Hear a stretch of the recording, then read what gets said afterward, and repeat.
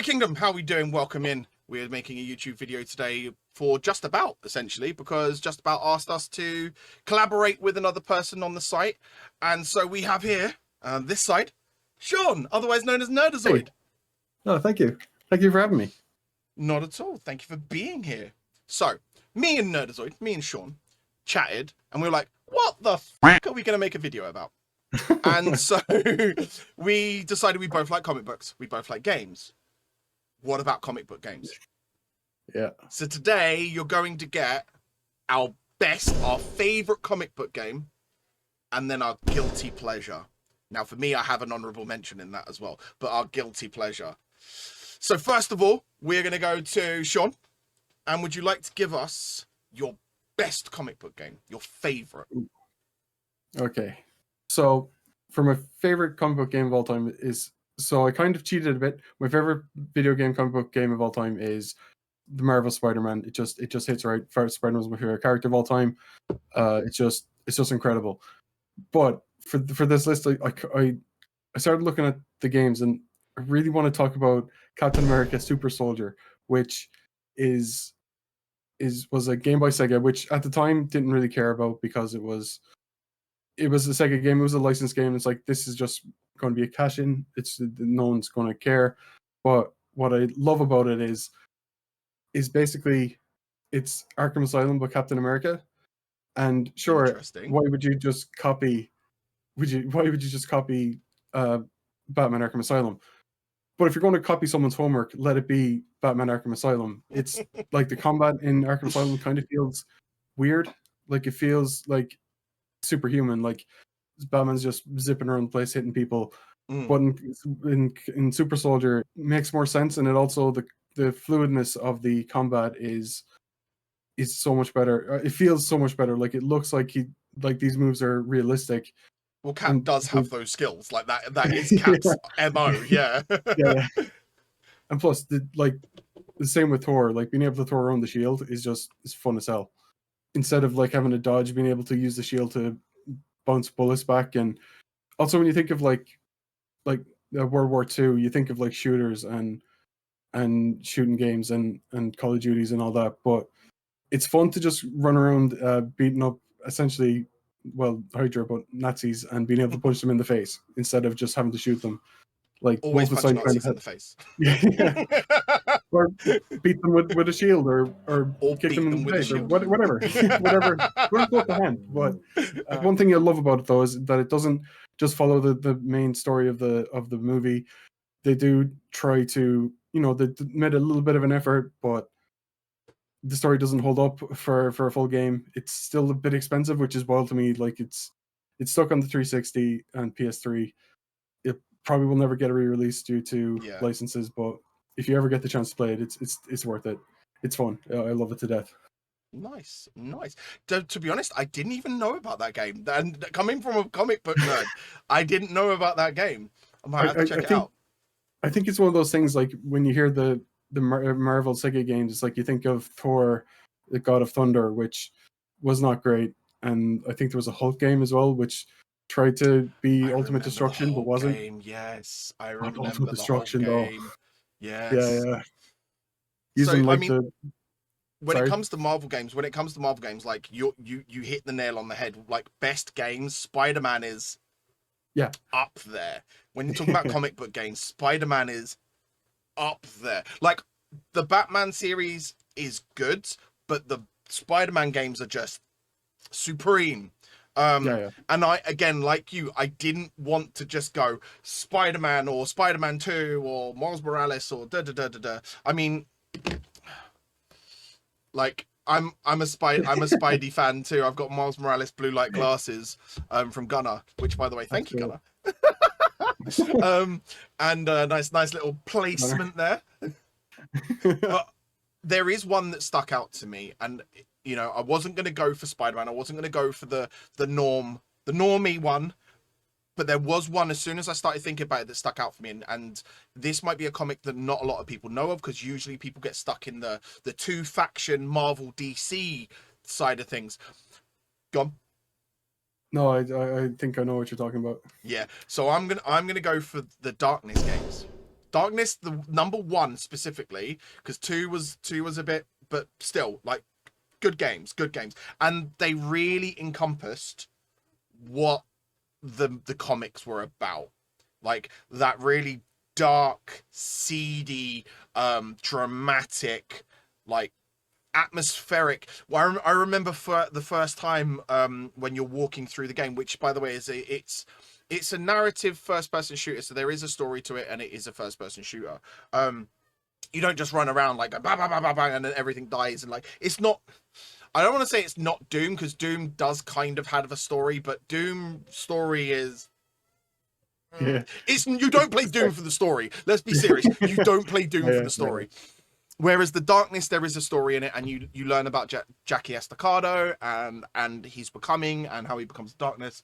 And I remember the first time you pull out the Darkness heads and they come alongside you like this, I was just like, oh yes, it was so good. And then the ripping out of hearts and da da da da da and all of that stuff. So yeah, for me, my top game, video, like comic book video game, would be the Darkness 1 and 2, but like 1 specifically.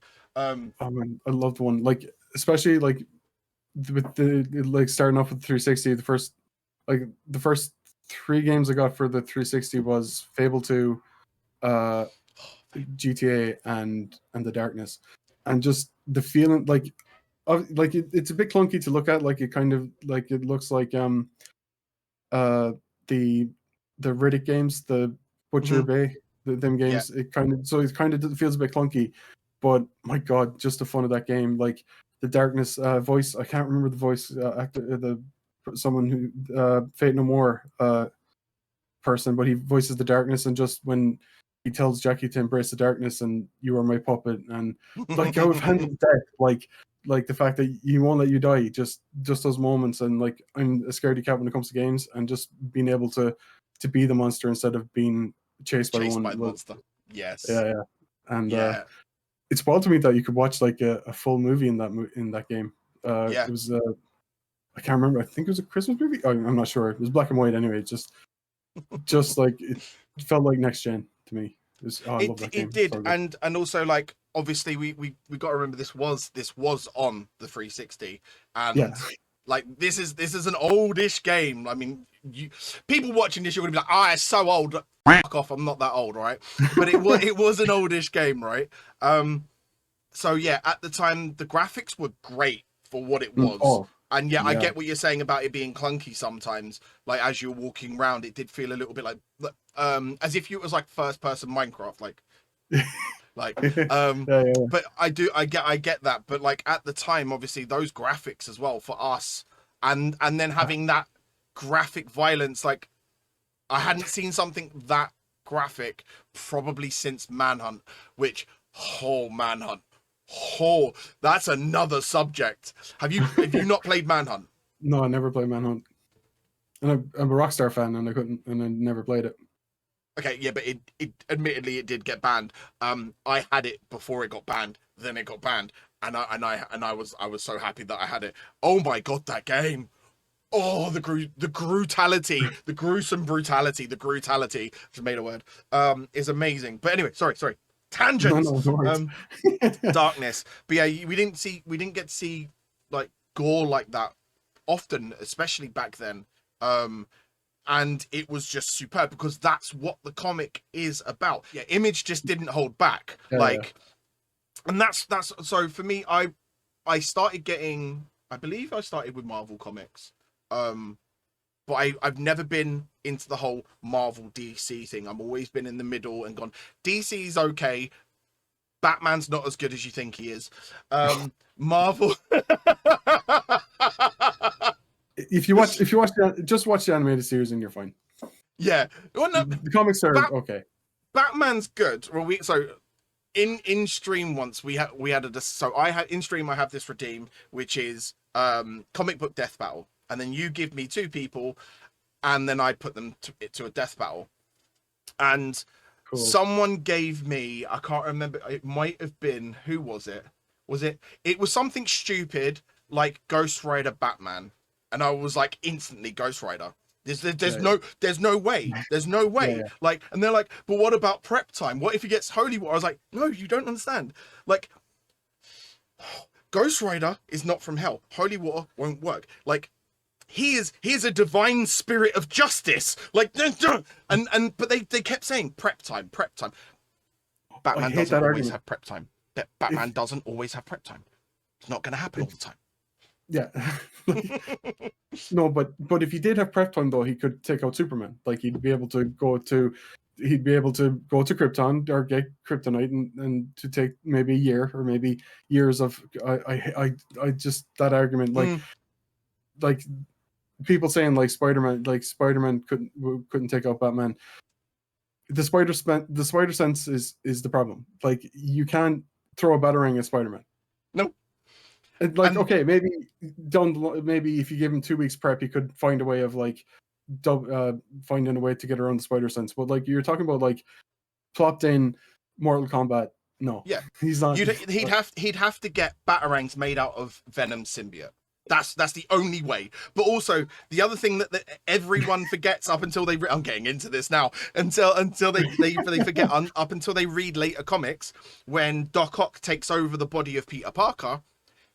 Peter's been holding back this whole time, and then the one time that Doc so it's Ultimate Spider-Man where Doc Ock takes over Peter's body. The one time he hits someone, he rips the jaw off Scorpion, and this whole time Peter's been holding back. But yeah, sorry, No. Where the totally. Fuck was I? I love these. Oh, Image and DC. No, Marvel and DC. But then when I found Image Comics and started getting into Spawn and The Darkness and some of the other ones, and it just fit my aesthetic because, as you can see, like the tattoos and the black stuff, like I'm on the darker side of things, and Marvel's good, but a lot of Marvel feels very Disney, even before they got bought by Disney. DC was really good for the literary reading and the darkness, but even still, they had Scout Boy Superman, and then and you can tell I'm not a massive Superman fan, and then Image just went, hold my beer. You want grit? Let me just pour that in there, and I was down. I think the only Image comic I ever actually managed to get my hands on was Spawn and Batman. Nice. But I think it got like lost in a move years ago. But my God, like just seeing like Spawn and Batman and just seeing like I think the spoilers for that comic. I can't remember the name, but like seeing the Batarang go through Spawn's face. It's weird because I actually think they would work. Although Batman's principles, he wouldn't have another vigilante in his city. Even though he keeps taking them from orphanages. But there you go. But they would work really well together. They have the same moral compass, except Spawn will kill him. I love Spawn. The no kill rule for Batman I think is a good thing, but it doesn't work a lot of the time. You know, like a lot Joker's of the time. not. The Joker is just the key to that. The Joker, the Joker is still alive and allowed to be alive, just the key to that. I guess the reason for that though is like that you have to be better than the monsters that you fight. So you have to redemption like Daredevil. Like I think Daredevil's a better Batman than Batman is. Yes, very true. Right now, so I dragged us into a whole different tangent and about 5 of them, which is normal for me. But now, so what is your guilty pleasure? Guilty pleasure is we're going back to the greatest superhero of all time, Spider-Man. But the guilty pleasure is Web of Shadows. Web of Shadows is, it's one of those games that at the time I kind of hated. I hated the voice. I don't hate the voice actor, but I hated the portrayal of the voice because it was very nasally and very nerdy and like whiny, and it's like, okay, I can't listen to you for a full game. There was like a Wolverine boss fight, which I think it's cool now, but at the time it was like you have to answer questions about Marvel, like when were the Avengers done, and like how the fuck would Spider-Man know that?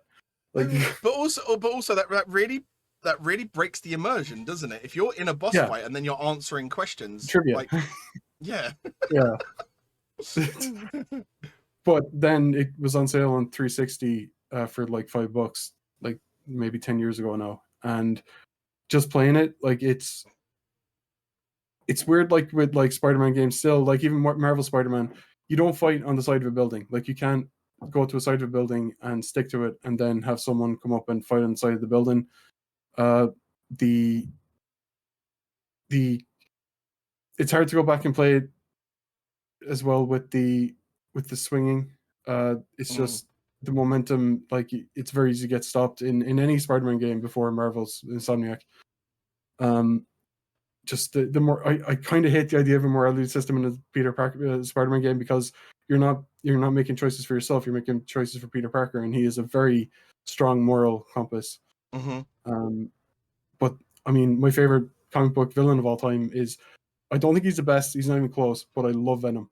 Venom is my favorite. I think he's a bit, I guess in wrestling terms, he'd be like the Ultimate Warrior, like no brains, just all visually. But like I love the black suit. My favorite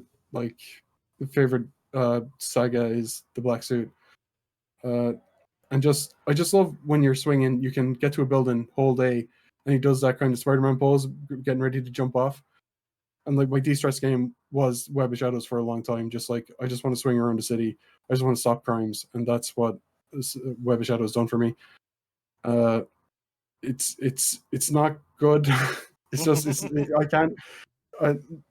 just so much back and forth. Like if you like something about it, but then there's like two things to take it back, like the voice acting, which I've gotten used to, because I think Spider-Man isn't like this Captain America character. He is the nerdy kid that isn't very sway and he's not a good talker, so he'd make jokes that, like when he's fighting a bad guy, I don't think they say, that's actually funny, but I'm still going to kill you. When he makes a joke, they say, Jesus Christ, why doesn't he shut up?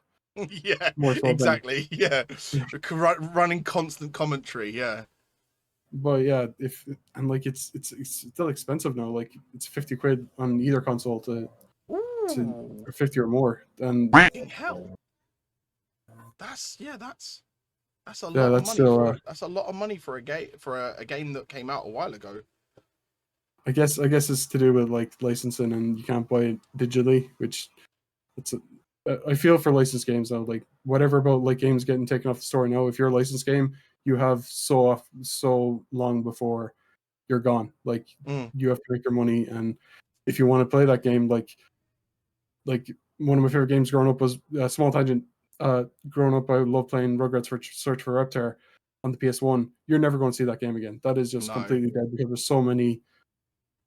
If you want to show that to a younger person now, it's gone. Like unless you have the physical copy or the you set sail for the 7 seas.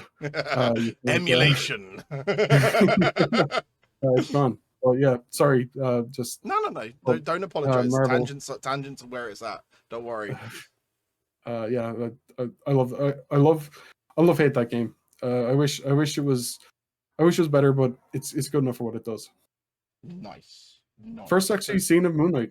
I never knew who Moon Knight was until that game. Really? Moon Knight's in it? Ooh. Yeah, Moon Knight's an interesting character. Very interesting character. Not only because of the whole mental health aspect, but there's a whole lot, and also like the new show was okay. But there's so much to Moon Knight as a character. Again, another character I got into because he was the grittier side of Marvel. Yeah. Dracula, where are you at? Where's my money? Yeah. My guilty pleasure nicely follows into this. My guilty pleasure is actually the Wolverine game that came out on, was it PS2? PS2? PS1? Can't remember. There was two of them. There was the X-Men Origins one. The X-Men Origins one. That was PS3. PS3, yeah. There we go. Right, so and the game itself was okay.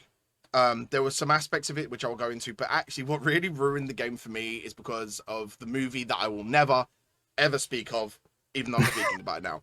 That movie, oh, it hurt. It physically, like, hurt.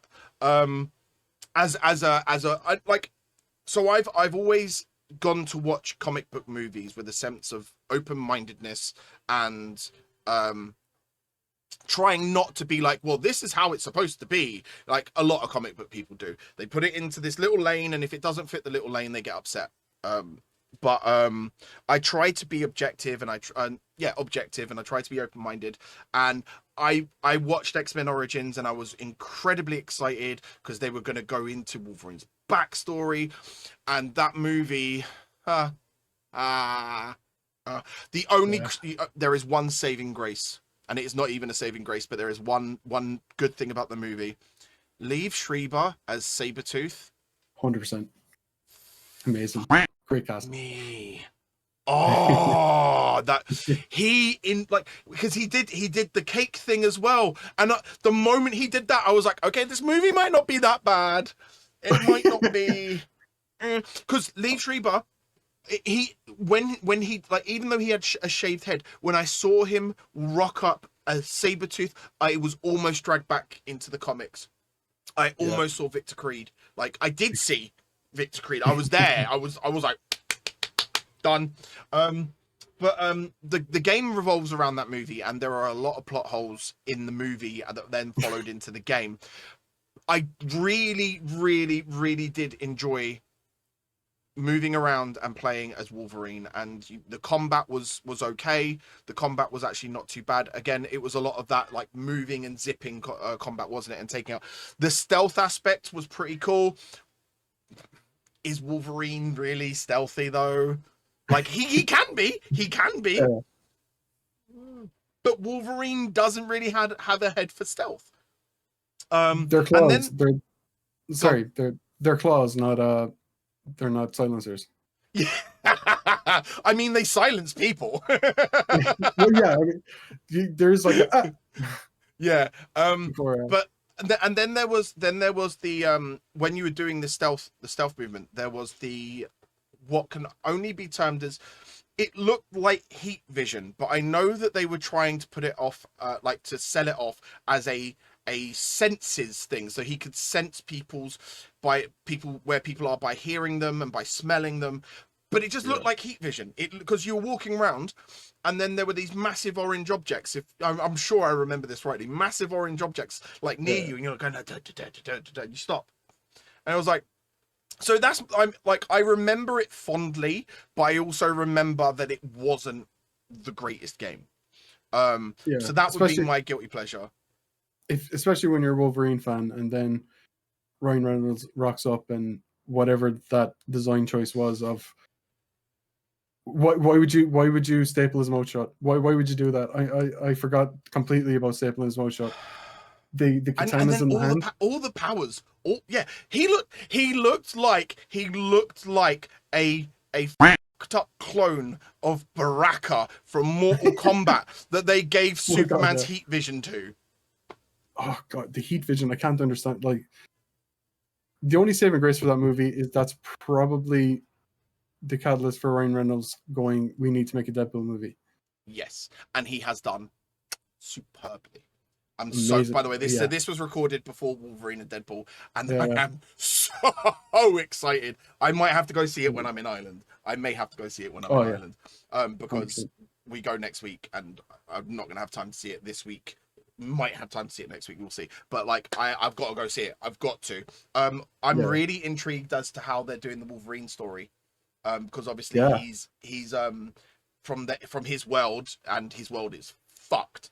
I have a feeling, I know, and if you're a comic book fan, I'm not going to spoil anything, but all I'm going to say is enemy of the state, and where he goes wild, and that's all I'm saying. All I'm saying. That's my theory. That's my comic book theory. But also back onto guilty pleasures. I do have an honourable mention, because a lot of this has been Marvel. I did enjoy the DC Online game, but the game itself was so difficult to play, and not difficult like Elden Ring. Not like it's not like, oh, it's the Dark Souls of game. Like moving around the map, the navigation, and then we were talking about this earlier, weren't we? Like the whole MMO aspect of the beginning. Yeah. And I get MMOs. I get MMOs. I understand why you've got to do the things and the repetitiveness, but it was too much. It was the like far end of the MMOs. It was the Final Fantasy end of MMOs.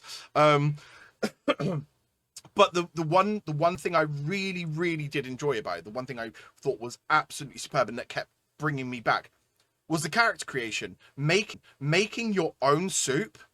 Oh, it was so good. So good.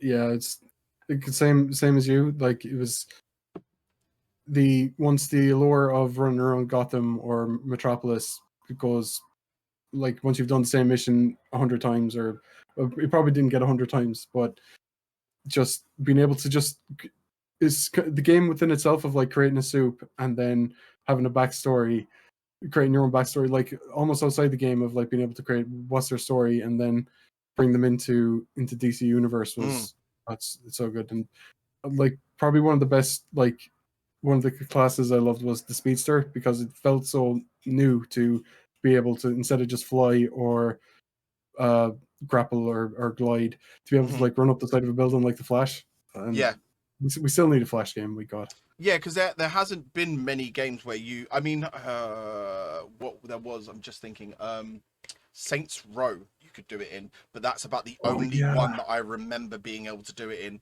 That whole speedster trick, unless it was modded, the only one that you were able to do it in unmodded was Saints Row. Saints Row 2 or 3, can't remember, but yeah, one of those. Yeah. And the massive dildo weapon, which had me pissing myself laughing. Beating people to death with a massive double ender is like is life. So that's our tops, our best comic book games, and we've had our guilty pleasures, and we've had an honourable mention. But what about you? Put it in the comments, or make a video on our video and then tag us in it, or whatever. I don't care. Like, you want to make a video? Make a video. Do it. Make a video. Make a YouTube video, or just simply put it. Do it, or simply put it in the comments and let us know what your favorite is and what your guilty pleasure is. So this has been King from King's Court, and we've had Sean, Nerdazoid, and we're out. Thank you very much. See you, everyone.